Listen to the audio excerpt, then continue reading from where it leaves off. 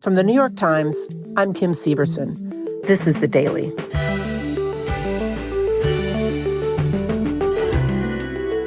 In the coming days, President Trump is expected to sign an executive order that would, at least on paper, follow through on one of his major campaign promises: to abolish the U.S. Department of Education.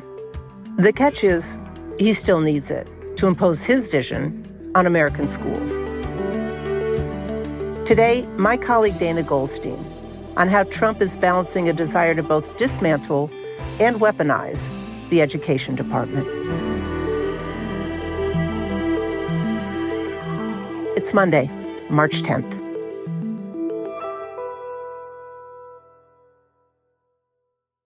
Dana, over the past few days, we've been hearing that President Trump has plans to abolish the Department of Education. And even for an administration that's been dismantling agencies across government, this felt pretty big. You're a veteran education reporter. Talk to us about what's happening. So a draft executive order attempting to dismantle the Federal Department of Education has been circulating in Washington, and we have seen it. And it's no surprise to us that this draft is out there. We've been hearing for many weeks now that President Trump will sign an order like this. In fact, several times we were sort of poised watching video of him sitting at the Resolute desk in the Oval Office with executive orders that he was about to sign, thinking, is this the day? Is one of these pieces of paper the one that will attempt to abolish the agency? And so far, he hasn't done it. But it does seem that this is something that is in very serious consideration for him. Okay, this all sounds pretty drastic, eliminating the entire Department of Education. And I want to understand why he wants to do that. But before we get there, it might be helpful to understand, and I hate to admit that I don't know this, what exactly is the Department of Education responsible for? Well, I think it's important to step back and understand not just what it does, but also what it doesn't do. It does not set the curriculum of local public schools or reading lists or decide how many teachers to hire or what teachers are paid or what student discipline policy should be or what standardized tests should be given. All of that is controlled by state and local governments. So there's not like a federal rule about how much history a kid needs to graduate from high school. The feds do none of that. They do not do that. In fact, 90% of the funding for local schools comes from local and state governments, and only about 10% comes from Washington and flows through the Federal Department of Education. That 10% is important because it focuses on low-income students and children with disabilities. And what a lot of people may not realize is that over 70% of what the Department of Education does is administer the student aid program, so grants and loans that help students pay their college tuition. And they also fund education research, so attempts to figure out what are the best ways to teach students how to read better. They fund efforts to measure how American students are doing academically compared to students around the world. Okay, so we've got loans and research. And finally, the last thing they do is enforce anti-discrimination or civil rights laws. So these are the laws that attempt to make sure that students are not being discriminated against based on their gender, their race, their ethnicity, their religion. So for instance, if a school is not giving Black or Hispanic students equal access to gifted programs or advanced placement classes, they might be investigated. And that is very inconvenient. It is a pretty big deal for any school system. And they would essentially be pressured into changing these practices.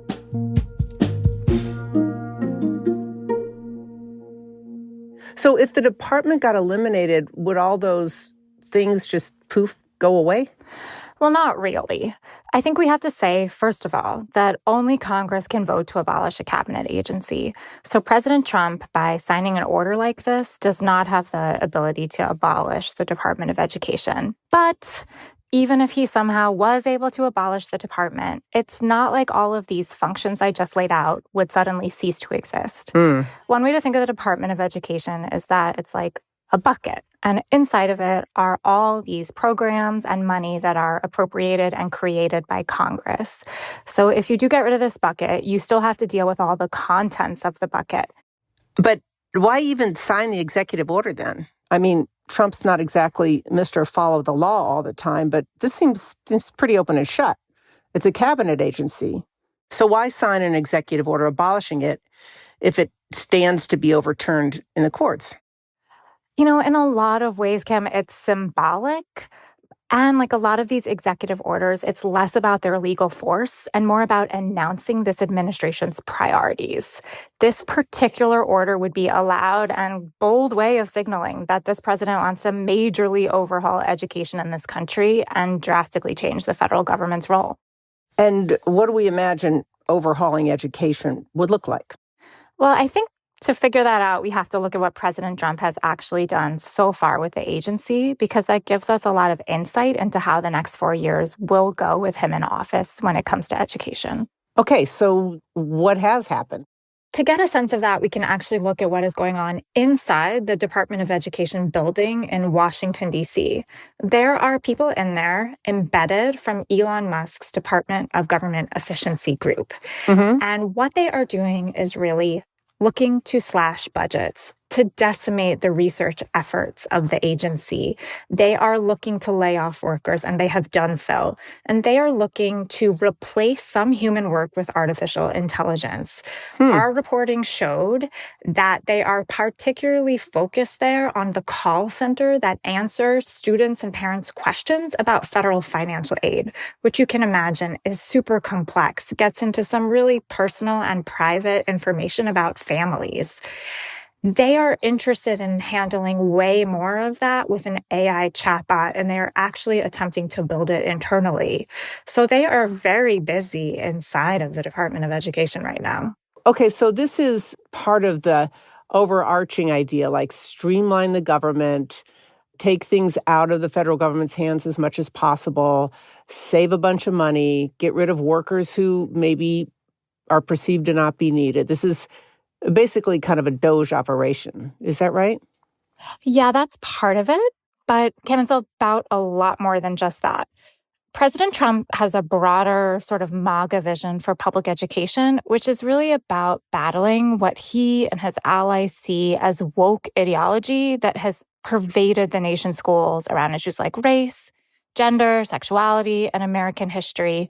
And we are already seeing this play out. And I will give you a couple of examples. Remember that investigative power of the Department of Education that I mentioned, which enforces anti-discrimination laws? Mm-hmm. The Trump administration, are already using that power, but in a very different, really polar opposite way. So, for instance, they are investigating the Denver public schools because they had transformed a single girls' restroom in one high school into a non-binary restroom. And they are investigating whether this could potentially be considered a violation of girls' civil rights. They are looking into the Ithaca public schools, investigating a series of conferences that were held there that were for students of color, and looking into an allegation that white students were not invited to these conferences, which were about diversity issues, and considering whether that could be considered a violation of white students' rights. Okay. And they also, just late last week, President Trump signed an order that would attempt to withhold federal student loan forgiveness for public service careers from workers who are working at nonprofit organizations whose policies around immigration or around transgender issues buck President Trump's ideas on those issues. So people who took jobs at these nonprofits that Trump doesn't like, with the promise of having their loans forgiven, would no longer get that benefit? Well, we don't know if this will stand up legally in the courts, but that is the attempt, yes. So Trump is already infusing the American education system with his new vision of what public education should be. Yes, absolutely. And part of why this is such a big change is that it used to be not that long ago that both Republicans and Democrats agreed that the federal government had a big role to play in education, in holding schools accountable for doing a good job in educating students and raising test scores in math and in reading. Right. That consensus, which was not really controversial, has fallen apart with President Trump's Republican Party. The new highest value is not raising test scores, not holding schools accountable, but giving as much control as possible to individual parents. And in many ways, Kim, this is a vision that is at odds with the very reason the Department of Education was founded to begin with.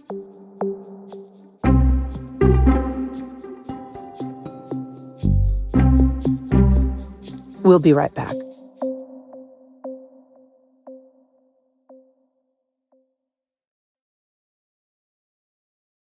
So, Dana, I imagine that when any new administration comes in, the priorities of each department will change a little or even a lot. But it sounds like what you're saying with regards to Trump and the Department of Education is that something much deeper and much more fundamental is going on here. Help me understand how we got here. So the federal government has played a role in education since the 19th century, researching education, trying to disseminate best practices for how teachers can do their jobs better. But there was no federal Department of Education as a separate cabinet agency until 1979. And the idea was controversial. It was signed into law by President Jimmy Carter, but even some Democrats opposed the idea. They didn't think it was necessary to have a whole separate bureaucracy to deal with education issues. And for President Ronald Reagan, the Department of Education was a huge sign of federal bloat, and he constantly talked about abolishing it. However, over the decades, the Department of Education really became part of the firmament in Washington and enjoyed plenty of support from both Republicans and Democrats. And that's because the programs that it works on, like Pell Grants that help students pay for college, and money for disabled students' educational supports in public schools are really popular. So essentially, the Department of Education got woven into the body politic as we know it, right? Yeah, absolutely. And for many years, this discussion, which had existed in the 70s and 80s about whether we need it, whether we want it, had kind of quieted down until the point, under the Republican President George W. Bush in the early 2000s, the Republican Party was really united around the idea of a bigger federal role in education. Public schools are Americans' great hope, and making them work for every child is America's great duty. You know, one of the things that's helpful to remember is that George W. Bush, with his idea of compassionate conservatism, was really focused on education. Compassionate conservatism places great hope and confidence in public education. He had the idea that there was, quote, the soft bigotry. The bigotry of low expectations. Of low expectations. For many students in our nation's public schools, for low-income students, for Black and Hispanic and Native American students. While all can enter our schools, many, too many, are not learning there. And he really wanted to push out standardized tests into the nation's schools so he could measure how kids were doing and require teachers and principals to help kids do better. The new education reforms we have passed in Washington give the federal government a new role in public education. This was the law, No Child Left Behind. It is conservative to let local communities chart their own path to excellence. It is compassionate to insist that every child learns so that no child is left behind. Which, of course, today is remembered for being really controversial. Right. Kind of draconian, really, yeah? Yes, because it required kids to take tests every year in math and reading, and it threatened to punish schools if the students didn't do well on the tests. And so it led to a lot of teaching to the test, and nobody likes that. Teachers don't like that. Parents don't like that, right? But it was a really big bipartisan push under a Republican president to strengthen the federal role in education. So exactly the opposite of what's going on now with President Trump. I always have an image in my mind of, what a big issue education was for President George W. Bush. He was sitting on the morning of 9/11, 2001, reading a book to public school students. And it was part of his, general emphasis on education. And it was at that moment, reading the book to the children, that an aide whispered in his ear to inform him of the attack on the World Trade Center. Yeah, that is an image that is just seared into the minds of a lot of people. Mm-hmm. Okay, so after George W. Bush, we come to Obama. And what was his vision for American public education? Yeah, President Obama agreed on a lot of the fundamentals with President Bush. He agreed that the federal government needed to hold schools accountable. He wanted to make those tests better and higher quality, but he also added some additional pressure around them. He created incentives for states to evaluate teachers according to how well their individual students did on those tests. So in other words, whether you got a positive or negative employee evaluation at the end of the year would be based around this.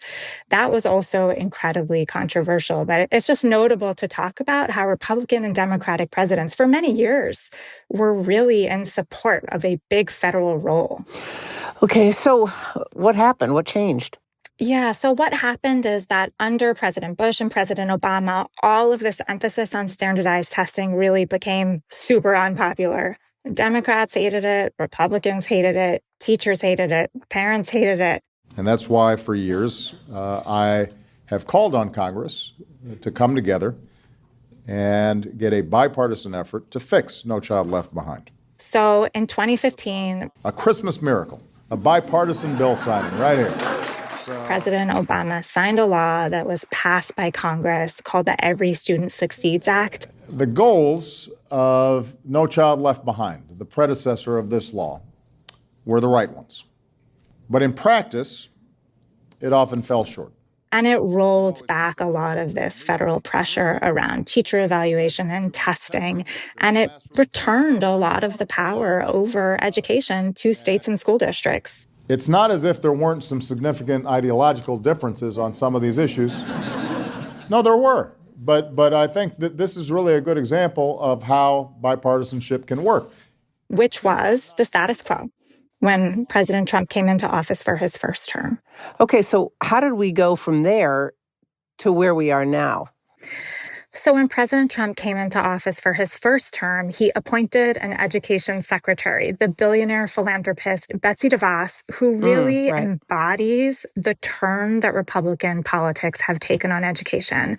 Betsy DeVos was not interested in beefing up public education or beefing up the federal role. She had two main things: cultural conservatism, which was a big interest of hers, and also her goal, which she has said many times, was to get as much funding for public schools as possible in the hands of parents so they could make choices to go to private school or homeschool their kids. And since then, those ideas have only become much more popular in Republican politics, and that's in large part because of the COVID pandemic. The fields are empty. The playground's deserted, and all across the United States, school buildings sit empty. Remember, schools were shut down in some parts of the country for a year and a half. Many parents were angry about that. Open up!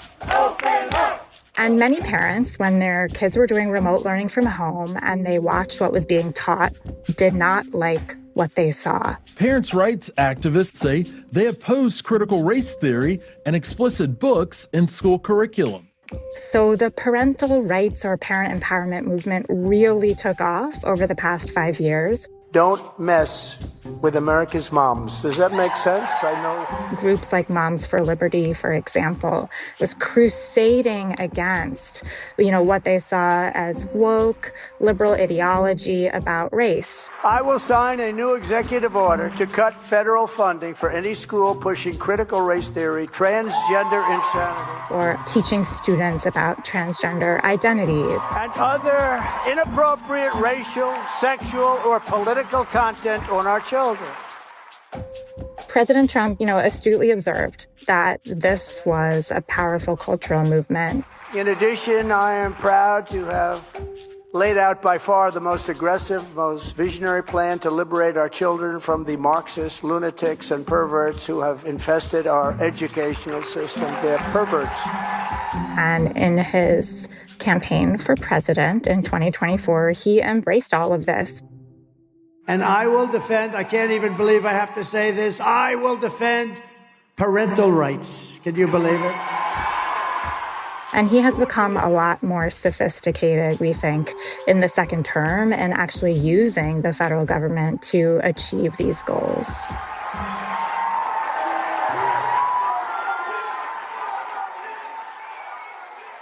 Okay, Dana, you told us about the investigations the Department of Education has already opened. So Trump is actually embracing the powers of the Department of Education, even as he's talking about eliminating it. Absolutely, Kim. That is the fundamental contradiction here. Even as he talks a lot about wanting to dismantle or even abolish the federal Department of Education, inside the building with his new education secretary, Linda McMahon, they are hard at work using the investigative powers of this agency in a muscular way to achieve these sort of culture war goals. And I think where this could all end up is that he can drastically cut this agency. He can strip it down. He can reduce it and dismantle it and roll some of its responsibilities over to other parts of the federal government. But he can keep a core sort of heart of the agency in place that will help him pursue his goals and fulfill his agenda. This feels like a big change. And for many parents who send their kids to public schools, should they strap in for a radical shift in what public school is in America?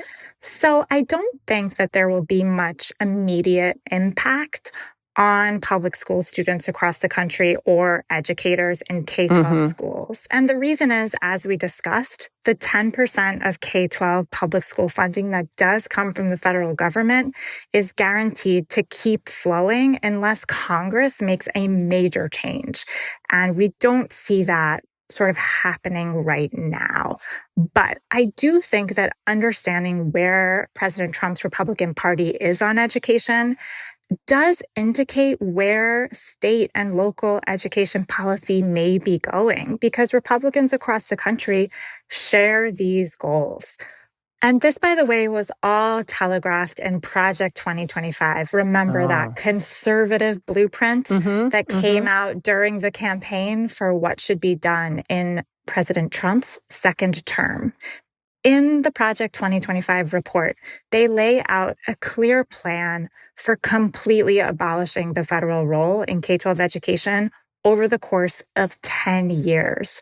Right now, we're just at the beginning of the process that they envision. However, if President Trump's movement is successful, if they keep winning elections, if he can bring Republicans in Congress along with his vision, it is possible that down the line, we really would see a vast reduction in federal support for public education. And remember, that's going to most impact low-income students and students with disabilities, because that's where the money's going. Right now, we're still pretty far from that. 84% of American children are in traditional public schools. But President Trump's actions on education over the past weeks and months make clear he is driving toward a drastically different vision for education in America.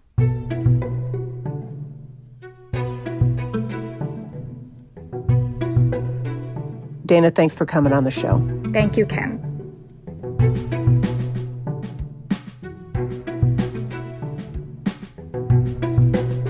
We'll be right back.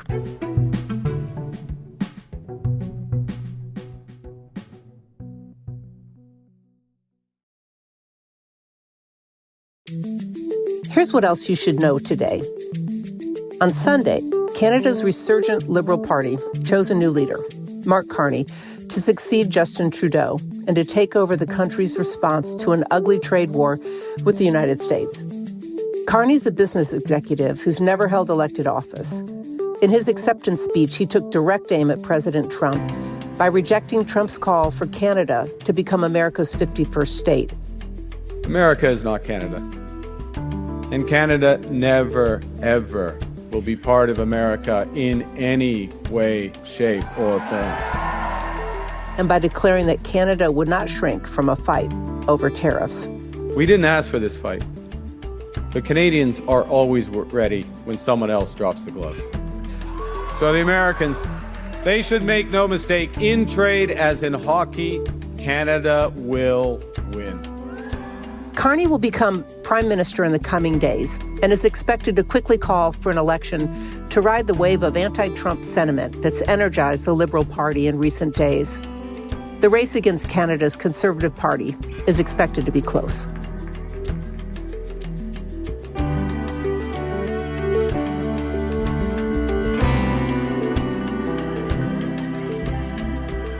Today's episode was produced by Eric Krupke, Sydney Harper, and Nina Feldman. It was edited by Devin Taylor. Research assistance by Susan Lee.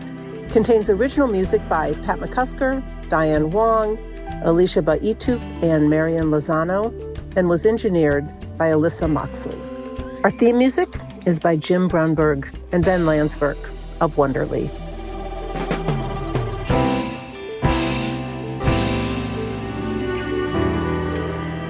That's it for The Daily. I'm Kim Severson. See you tomorrow.